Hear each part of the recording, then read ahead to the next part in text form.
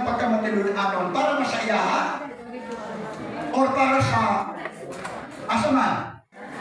Para nato, para sa tao. Amen. Kanya naman, kung sa bagay ang nature sa tao, kung sa nature sa tao mga iso, ang tao masinupakon. Ang tao butbutol, tapulan. Ano sa pa? Ha? Mag-division kanina ni Father. Diba? Ang tao reklamador. Diba? Ang tao garbuso. Ang tao bakakon. Wala na dire. Wala na kabutangan. Diba?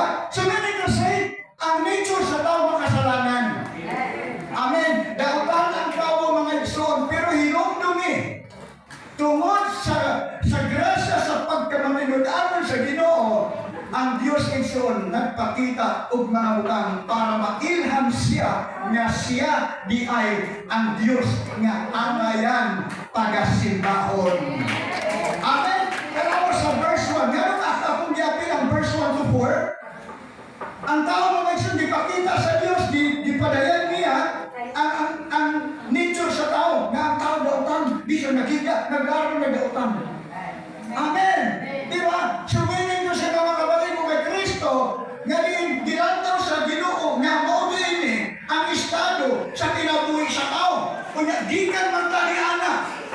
Amen? Ang atong kinabuhi mga igsoon sa niya, wala pa ta maka-apil sa buluhaton sa Ginoo, dautan man ta. Hinawayon man ta. Tabian man ta. Amen. Hindi mo pinatong Nulabay ko na ako nakita na ako sa Facebook, nag-reel. Iyan mo kasukong mapanakay, wala ko yung nanaway ba. Nakatawa na po mga igsoon. Kaya ko sa kakama, may diferensya ba? Ayaw mo kakong na, kahit kamo nilili na. Dapat siya, nakon mo na siya, di bang nabangga mo na siya niya. Siyempre mga igsoon na hindi, naigamay nga kuhan, matawag na nabungi ba? So naigamay siya diri, pero mayo na siya magkakuhan. Kanya, siyempre, mabulol lang niya ang pagsulti. So, hindi ko siya sa kamigo, may, English bay ba? May, unsa niya may? Di mo siya ba? Bungi. Kaya, hinawayon ka ha? Yang gisumbag, hinawayon ka ha? Yang gisumbag.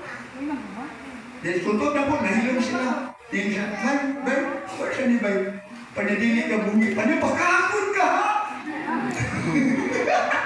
Pagkakon ka, isumbag lang niya.